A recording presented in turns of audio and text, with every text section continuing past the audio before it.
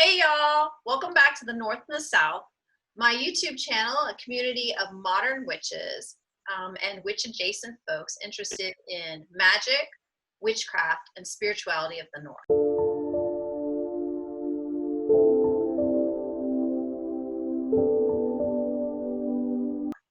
And today we're doing a fun episode that's an interview episode with my dear friend Jaguar Blue to discuss the Fae.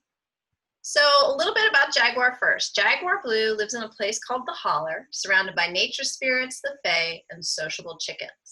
He identifies as a witch, healer, and psychic, and his greatest wish for humanity is that they connect deeper to the wisdom of their own spirit.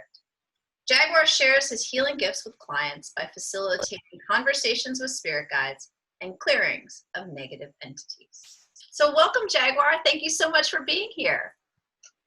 Thank you so much, Annalisa. I'm very excited and happy to be here.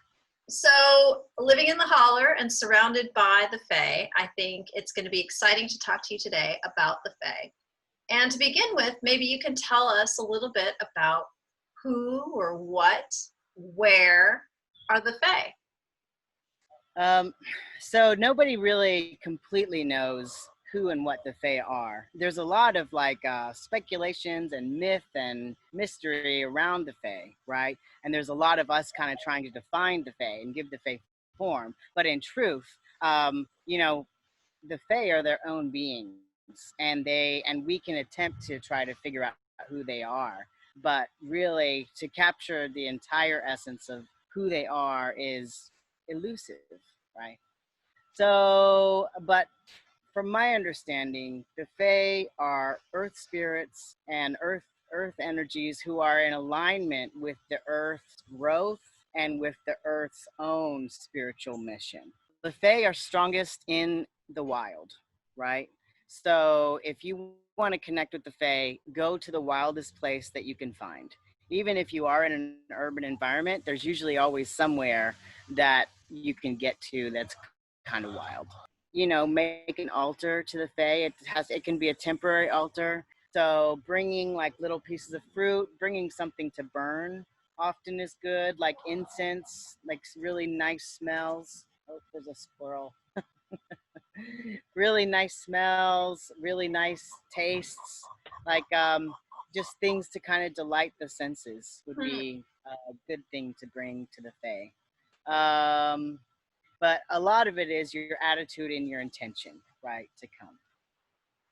And so what if I go and I set up my temporary altar, and I kind of sit and connect and look at the ants and look at the squirrels and look at the sky and look at the nature, but maybe it doesn't feel like I'm necessarily getting a lot of messaging.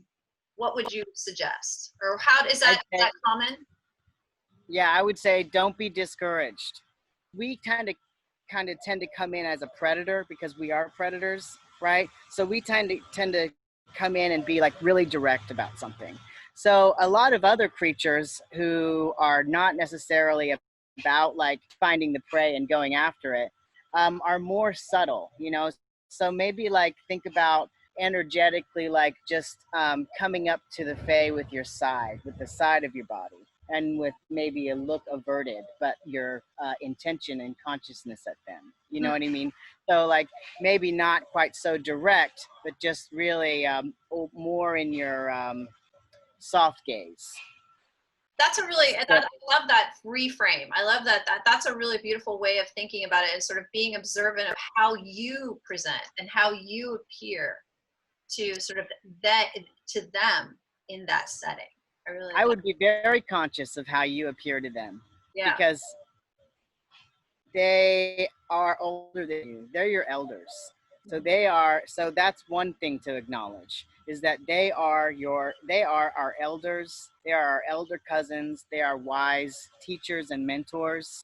And so to approach them in a way with humility and respect is also going to be well received, and also they are not ours to command to say anything or and that they show up. Jaguar, I just want to say thank you so much for spending time with us today, talking about all of your fascinating insight and experiences and understanding of the Fae. And I look forward to hopefully having you back again to talk about more of the wonderful, interesting, fascinating, and evolving work that you do as a healer and as a psychic. And yeah, is there anything else you want to say before we go? I just want to say thank you so much, Annalisa, for having me, and it's been a lot of fun. Oh, thank you so much. Well, take care. Thank you for joining us on the North and the South, and we will see you again soon. Bye.